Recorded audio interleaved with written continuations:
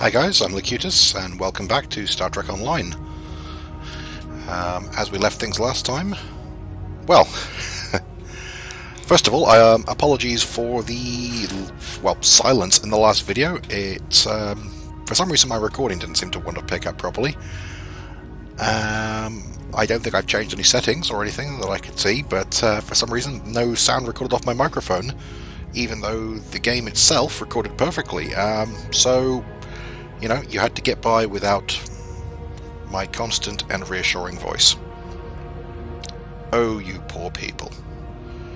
Anyway, we're going to carry on now with the continuing missions of the Starship Nimoy and Captain Cyrek. So, well, Lieutenant Cyrek at the moment technically, but he's captain of a ship, so he's entitled to be called captain. It's a naval tradition. So, our mission is to go, as it stands, to the Lackey system, where Starfleet Intelligence is working to expose Undine agents, basically. So we've got to go to the Lackey system and investigate the Paulson Nebula, and in return we will get some stuff. Oh, and we got some gear last time as well, didn't we? Let's have a look. Yeah, we got a new photon torpedo launcher, which, yep, is better in every conceivable way than our current photon torpedo launcher, so we will replace it.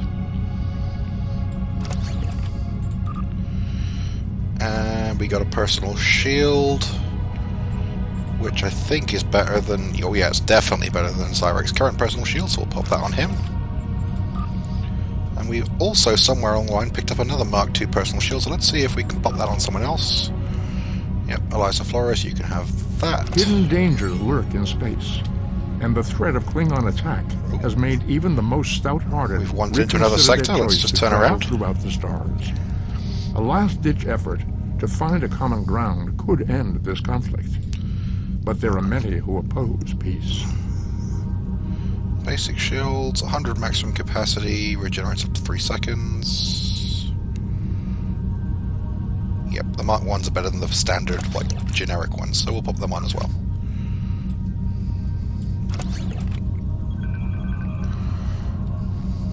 You can just patrol random systems as well if you want to, as we just flew pretty much through that star. We've probably got metaphasic shields or something though, so I'm sure we'll be fine.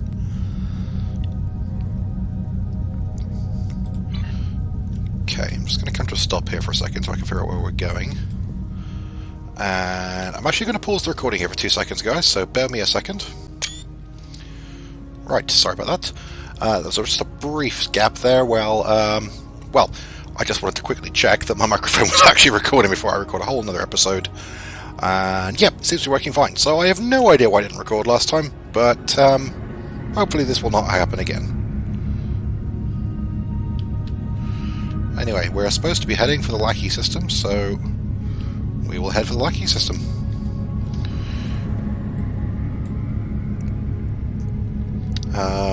Yeah, now because I got cut off in the last episode and no one can actually hear what I was talking about, since the last time I was playing Star Trek Online, they've overhauled sector space massively, as you probably noticed. No longer are these tiny little segments all split off into, previously it would have been that sector, those 3 systems would have been... in fact, no, those 3 systems would have been one segment, and then you have to go through a loading screen to get to there. Now, I can fly all the way out to there if I wanted to, and just... there's basically only loading screens between the quadrants, which is way better, and it just makes the game world feel that much more connected. It's like... if you've ever played a lot of other MMOs, World of Warcraft, one of the things that World of Warcraft did very, very well for me, and was it created the illusion, or at least it felt, like even though there were distinct zones you would travel between, it felt like it was one big world. You could just run from one end of it to the other if you wanted to.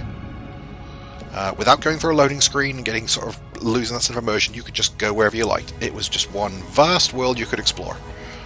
By contrast, Warhammer Online, which I think was a very underrated game and had a lot of very nice features that were way ahead of its time, and a lot of those features have been copied by a lot of other games since. Like, for example, the sort of open world sort of area quests you get in Guild Wars, for example. Those originated. I mean, I could be wrong here, but I had never seen that type of quest before until Warhammer Online came up with it. And there were some other really nice features they had as well. Really well designed PvP system, but the game just felt unfinished and unpolished, and that's why I think it ultimately, didn't really do as well as it should have. Despite the franchise behind it being, you'd have thought a guaranteed selling point, and it was that, that sense of you didn't really feel like you were in a complete world. Every time you went to another area, you had to go through a loading screen, and that just takes you out of the game world for a while and loses, and you just don't feel like you're in a vast online world. You feel like you're just bouncing from one little instance to another. Star Trek Online as well, historically, with all those loading screens and the fact that all the missions are self-contained little entities. You go into a system with, if you're lucky, maybe one other player if you've set it that way, or with a friend if you're doing it that way. For the most part, you never really had that feel that you were in a big open world, open sort of universe where you could just explore and meet other people, and it just didn't really feel big and space-like some other games, and it didn't feel like you were in a big online Star Trek world. Now it does. They've done a wonderful job with this update here, I think, and I really hope the game does really well out of it. One thing I am slightly concerned about is that all the time I've been flying around here, I've not seen any other ships. Now, it's been a while since I've logged on here, but I'm wondering, is this game kind of turned into a bit of a ghost town, as a way, or at least are all the players in the high-level areas now, and no one's doing these starting missions anymore? Which would be a shame, because that's a bad sign if that's the case, because if a game is doing well, you'd expect to see lots of people, not just the old veterans, you'd expect to see some new players going through these early missions, or you'd expect at least to see some of the old players making new characters and flying through them occasionally. But we'll see. I might just be in a empty bit of space here. So let's just start hide and seek anyway, and we'll begin the mission. The other thing we found last time is when I was in the Pajam mission, my frame rate on the ground segment absolutely plummeted, and I have no idea why, because the ground combat in general in this game is not that taxing. The graphics engine, okay, it's not the most incredible ever, or nor is it the best optimized ever, but it's not bad. And my computer, while starting to show its age a little bit, is certainly no slouch, and should easily be able to handle the ground segments of this game without dropping to 10 frames per second, which it was doing. So, I guess we'll find out. Ooh, enemy frigate. Let's kill them.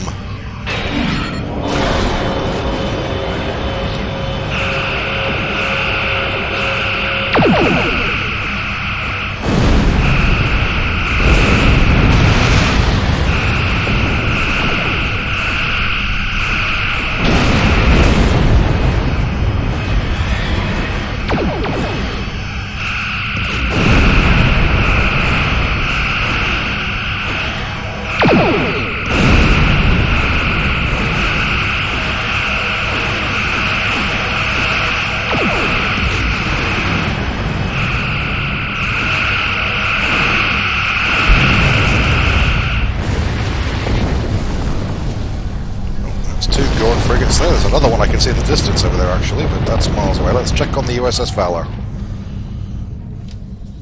Thank you for your assist, Cyrek. Our ship is on a mission to map the Pulsar Nebula.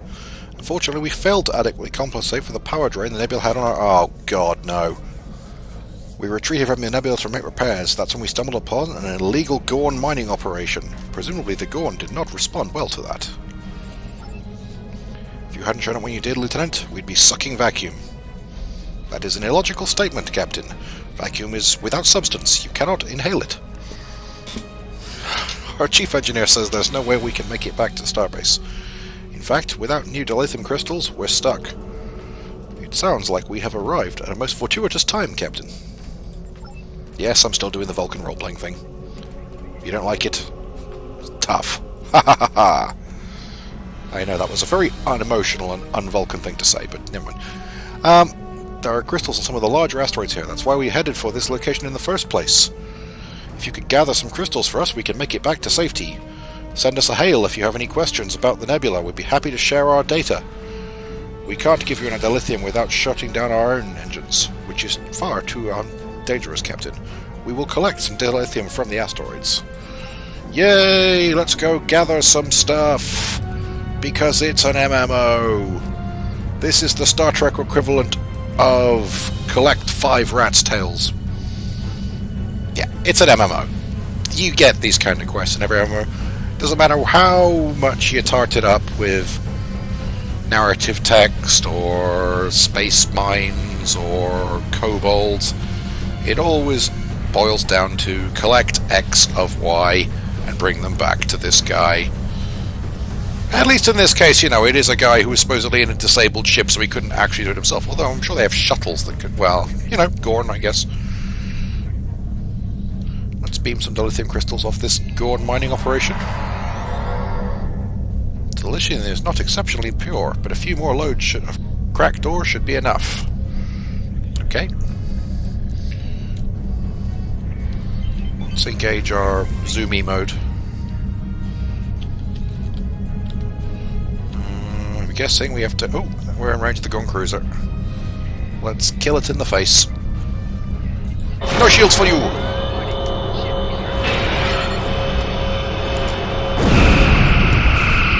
See if we can knock its shields down. Its forward shields have failed fire!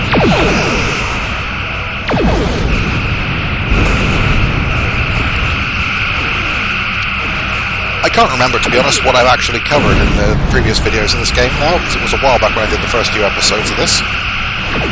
But the way the combat in this boils down to, at its simplest, energy weapons do good damage to shields.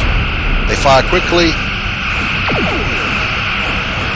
and they do about the same amount of damage whether they hit shields or hull. So, you know, they're good all-round weapons. You just keep firing them, and you knock their shields down with them. Now, torpedoes and kinetic weapons of that nature in this game do a lot of damage to hull. They do a huge amount of damage. Now, they damage shields as well. But they will do vastly, vastly more damage if they hit enemy hull. They are very slow to reload compared to energy weapons, though, and they take a lot more arming time. They have a higher miss chance. So basically, if you fire them all the time, you're going to be wasting a lot of damage potential into enemy shields, whereas if you wait for the shields to drop on that facing and then fire your torpedoes at their hull, you'll inflict maximum damage. So, in a nutshell, you use your energy weapons pretty much constantly. I mean, I'd say just to drop their shields, but you keep firing them anyway, because they still damage hull. And you save your torpedoes and fire them through down hull. Now, a lot of people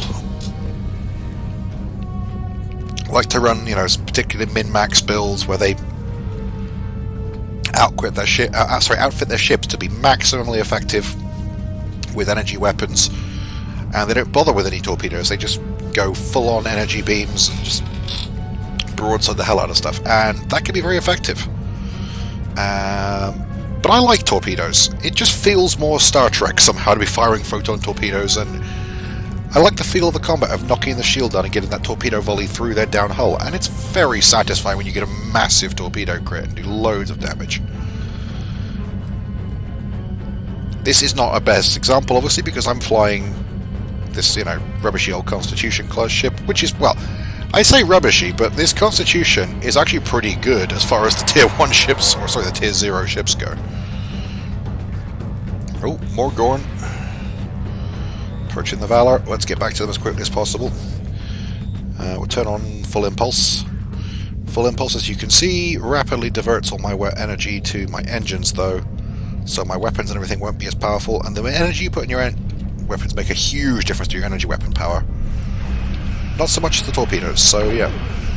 A good chance to rebuild there. Let's pop that in there. That's my Tachyon Beam science ability from one of my officers, which will drain some of their shields.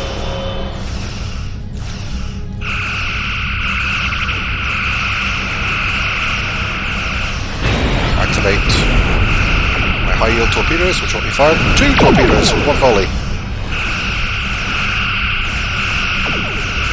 Boom, you see? 2,000 points a hit. Way better. Let's have another one in there.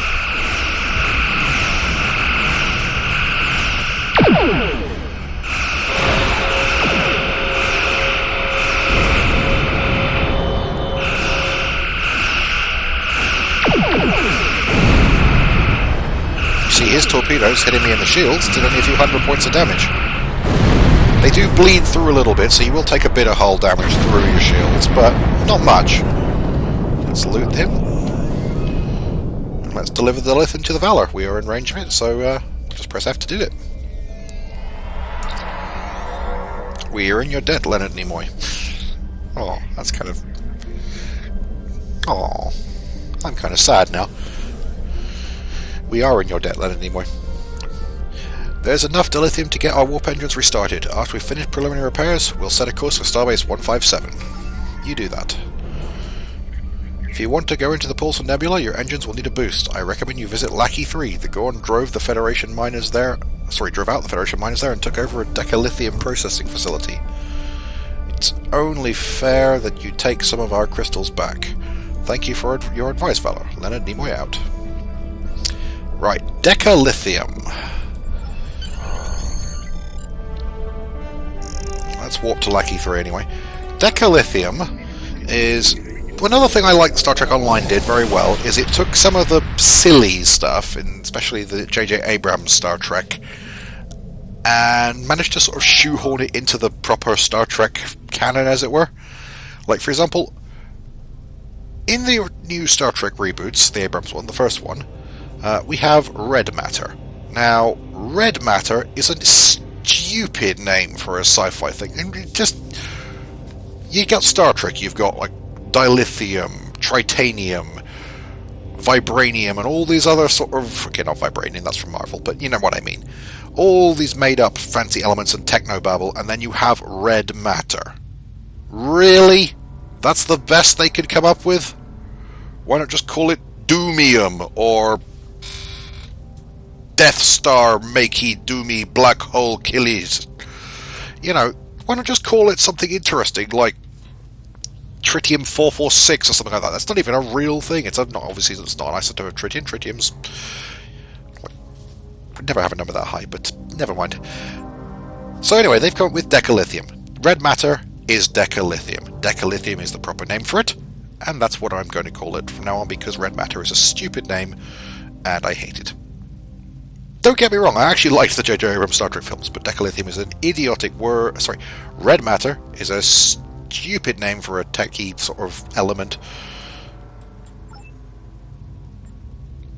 I don't know. Well, we're getting into a whole other can of worms there, because my issues with the Abrams Trek films is complicated. Actually, I'm just going to look at the store here for a second, because I should have available...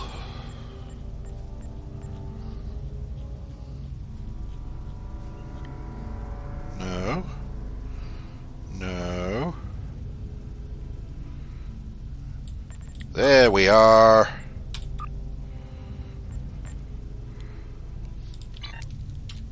My red matter capacitor. Which, okay, they didn't call... I don't get why they did that either. If they've replaced the name in the game with decalithium in every other reference, why didn't they call it a decalithium capacitor, not a red matter capacitor? Because I bought the collector's edition of the game originally, I get one of these, which gives me... now it's a console, I believe. No, it's a device, and we are going to replace one of these batteries with it. Shield battery, we'll place that. And now I can use that ability, which will buff myself, repairs all disabled subsystems, and gives me a plus 25%... Sorry, plus 25 power settings for 20 seconds. It's actually really good. Anyway, we need to beam up some decalithium from the Gorn refinery. I imagine that Gorn frigate over there will have something to say about it. Combat range in this game, by the way, is 10 kilometers. All weapons pretty much have a range of 10 kilometers. You can't attack anything further away. Some weapons, like energy weapons, you actually do increase damage the closer you get. And miss chances vary as well, and some weapons work inversely. Things like torpedoes seem to be actually more effective at longer range. So let's drop that there.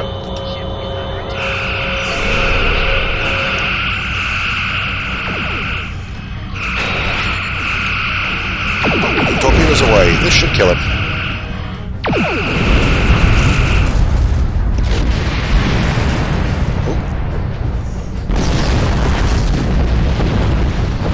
Beam some decalithium aboard.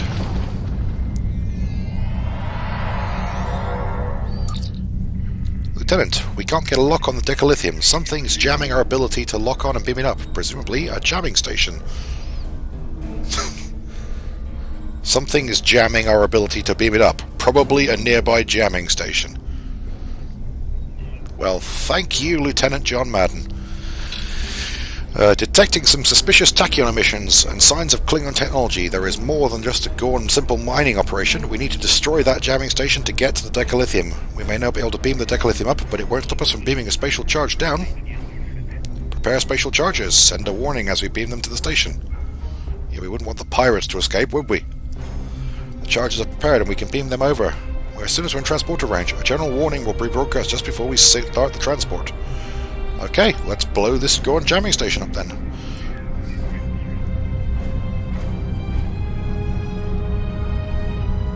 There is an enemy ship over there as well, so I'm guessing...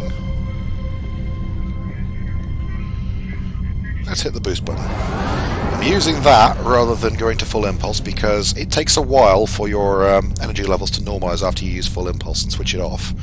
It's a common mistake a lot of players make. They go to full impulse and they drop out of full impulse straight into combat, and they're starting the fight with all their systems basically half drained. It cripples you, it means your initial salvos do way less damage, and it takes ages for your weapons to actually normalize properly.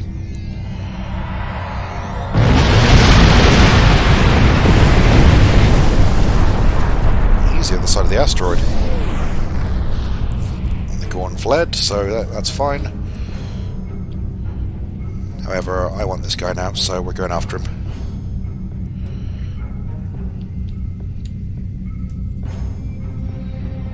I'm going to come around the other side of the asteroid here.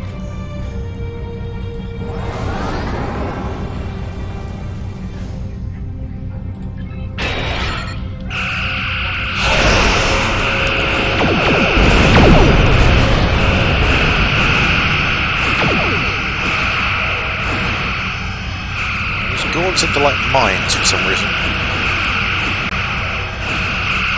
But I'm actually outrunning his mines at the moment. Which means they're mostly going to impact shields or do no damage at all.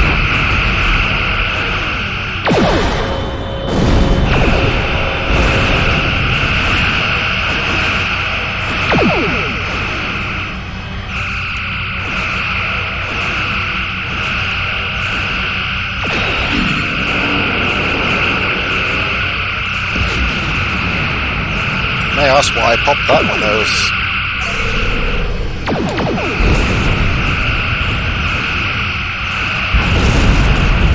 when I wasn't actually that damaged. It's not just a shield repair, that ability, it also buffs my actual shield duration. Get 18% less damage, and 15% shield... sorry, plus 15 shield power. Oh, frigates in range.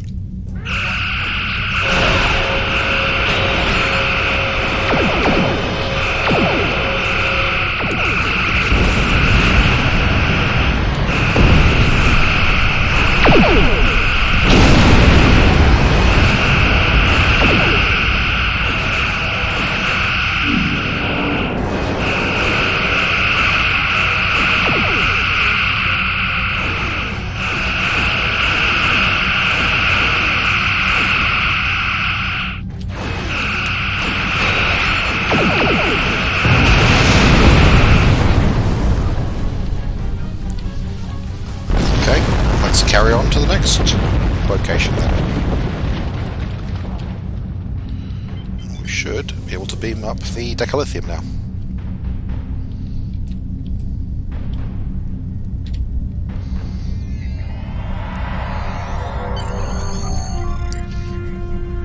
The decalithium crystals are doing the trick, sir. Engine efficiency has increased by 4.7%, and would be enough to boost the impulse drive through to deal with the effects of the nebula. Coordinates for the Valor are locked in, and we are ready to go to warp with your orders, sir. Let's warp to the Pulsar Nebula, then. Now, the reason I said "oh no" at the start of this mission is I think I remember this mission, and the next bit of it is really annoying, because there's these segments of the game where you have to do this sort of nebula driving, and you can't use full impulse, so you have to drive at normal engine speed, and you've got to just drive a long way, and it's really annoying. This might not be that mission after all, because we just have limited sensors, so we're going to scan these suspicious objects. Well, let's go check it out.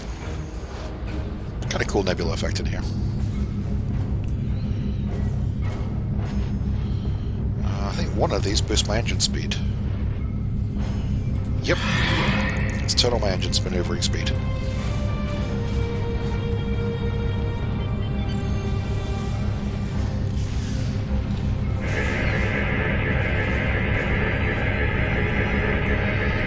The mine is played out and abandoned. Let's carry on to the next suspicious object. Oh, there's some ships over there. So when we get... let's carry on a little bit further. Yeah, that's close enough. We're going to drop out of full impulse now, let our engines normalize, and we're going to switch to the weapon efficiency again, just to do maximum damage and take these things out as fast as possible. Let's hit it.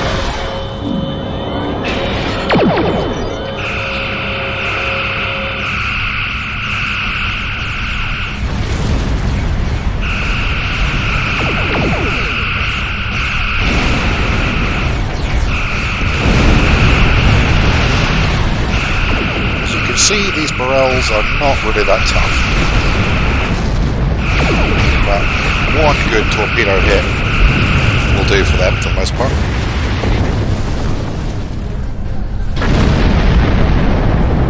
Let's scan the disabled satellite.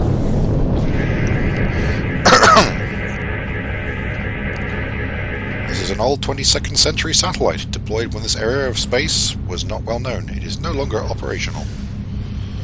Let's carry on to the next suspicious object, which is that large asteroid over there. You may have seen these things float around in space, by the way. They are just like, essentially, mineral deposits where you mine in most games with crafting skills. You use them for the crafting system. Now, I've not really dug into the crafting system much, because the crafting system in STO originally was just not very good. It was really easy to max out, and I did originally, but since that point they have completely overhauled it, like a lot of things in the game. And it's a properly fleshed out crafting system now. You just do that little matching mini-game to get ore for it, and yeah, we'll take the ore. And that's how it works, how you harvest stuff. And you use it to craft stuff which you can do on your ship, or at Memory Alpha, and there's all sorts of crafting options. I would tell you more about it, but I don't actually know, because I've not really dug into the crafting. No, there's a Raptor escort over there. That's a little more dangerous. Let's see if we can't take it down a peg or two. Now, you may have noticed I fired the torpedoes there before his shields actually dropped.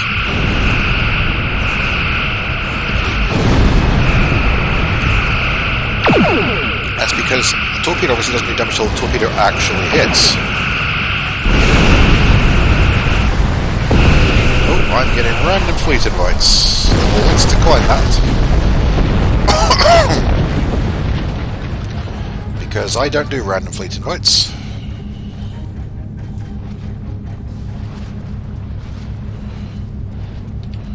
Let's scan this enormous asteroid.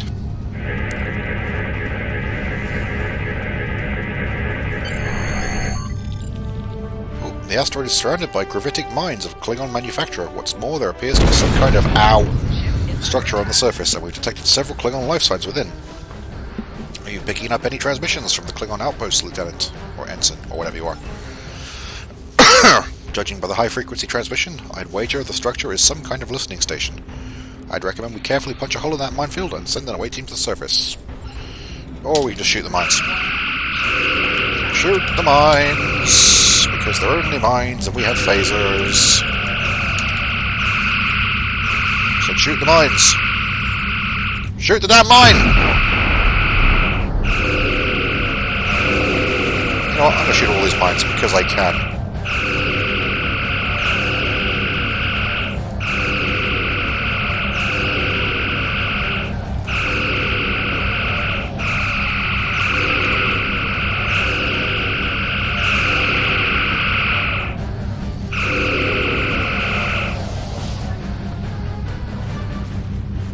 Well, that was a pretty good job of minesweeping.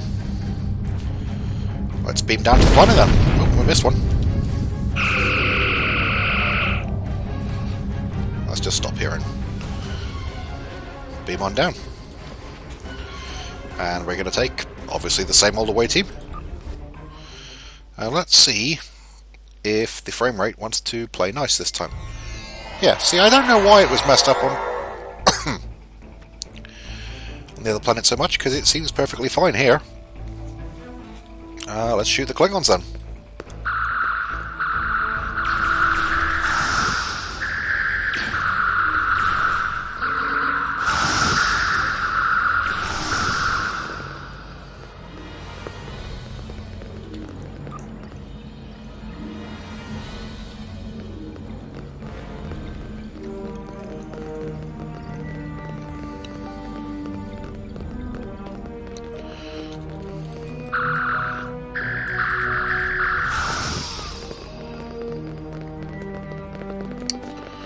We come in peace. Shoot to kill, shoot to kill, shoot to kill.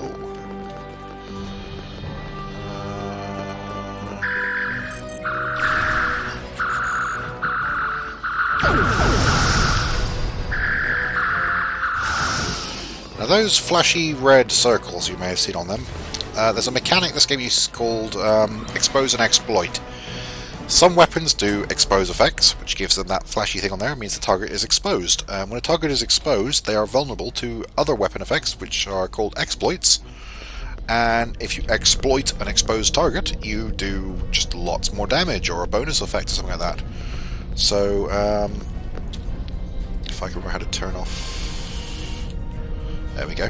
If I mouse over my phaser icons on here, I've got two options with my phaser. I've got the normal beam setting, which just shoots them, and I've got this one, which has a 10% chance will expose the target for 8 seconds. And there are other weapons that, for example, like a phaser sniper rifle, will exploit a target and do... You can exploit an exposed target to do a whole ton... Ooh, hello. Battle begins. This guy's a bit more because he's a sword master. He's going to try and get stuck in. I'm going to keep stunning him.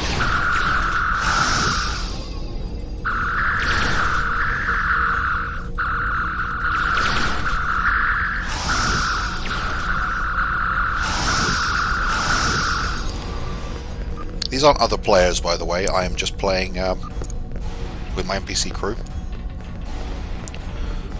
You always have an away team, full-sized, because your crew will follow you and just help you out. We need to go down here, transmit data from the computer core. We can upload these records to our computers for analysis, sir, but it will take some time. We need to defend the core until the download is complete.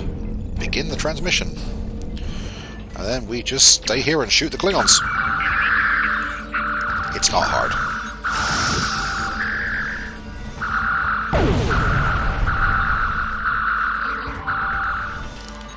Some more Klingons will beam in a second.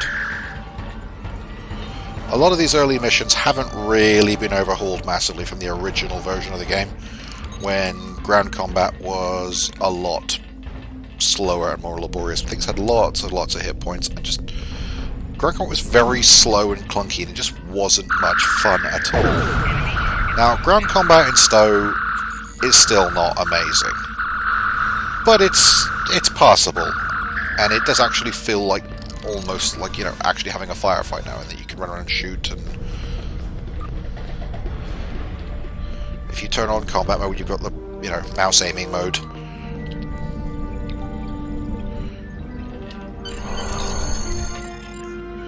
Okay, we've downloaded the data, so I recommend that we get it to Starfleet Intelligence as soon as possible. Cyrac to Leonard Nimoy, the away team is ready to beam up. Leonard Nimoy is picking up several Klingon ships inbound. If we leave now, we can be gone before they arrive. Well, I'm not that worried, since so far we've blown up loads of Klingon ships, but let's go anyway. Energize.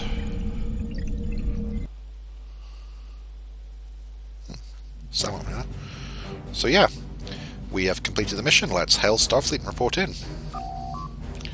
It's Admiral Quinn again. Well done. Starfleet will analyze the data from the listening post. With luck, there'll be something there that can be used in our fight against the Klingons. Congratulations, Lieutenant. I've ranked up to Lieutenant 7, so let's spend those skill points. We'll put another couple of points into Starship Attack Patterns and Starship Weapons Training. And another one in Starship Attack Patterns.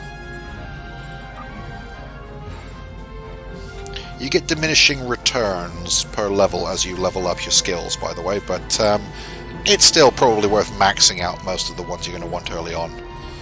You can't actually buy the later skills until you rank up higher, so, you know, whilst I could put some more points into... I've already maxed out my shield emitters, just because I like to max out my shield emitters. So the next mission we've got is Stop the Signal. We have had to decrypt some of the information. We have decrypted some of the information you found at the Klingon listing post in the Paulson Nebula. Starfleet Intelligence believes there is at least... You know what? Actually, no. I'm going to do that one next episode. So we're not going to start that even until the next episode, because I might as well start with the briefing. It's a better way to just, you know... Okay, let's just... So yeah, we're going to equip the loot we got. We got improved impulse engines, which we'll pop on there. Some Mark II, which is just better. There's Marks, I think it goes up to like 15 or 16 now as you level up. And we've got improved... That's the old impulse. We've got an improved phaser, but we've actually got the special... These special ones, because they're a, you know, fancy utility version, they actually rank up with me as I go, so we don't need to worry about replacing them. They'll work at any level, which is really awesome. Their mark is unlimited, basically. Their mark will go up. So you can see, for example, that does 18 damage, 49 DPS.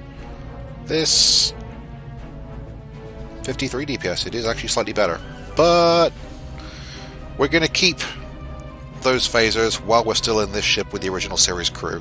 Once we get out of the first tier ship and we unlock the next tier and we have some toys to play with, I'm going to redo all the uniforms and we're going to get another ship, and at that point we're going to drop the holes of, you know, let's keep everything original series Leonard Nimoy tribute thing, and we're just going to carry on with the game. And we'll see what we do at that point. But for now, I hope you guys have been enjoying the series still. And if you do have any suggestions, or, you know, polite ones, well, or not polite ones, I don't care.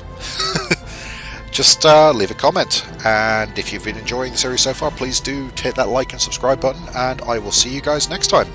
Cheers. Oh, and so live long and prosper, I suppose.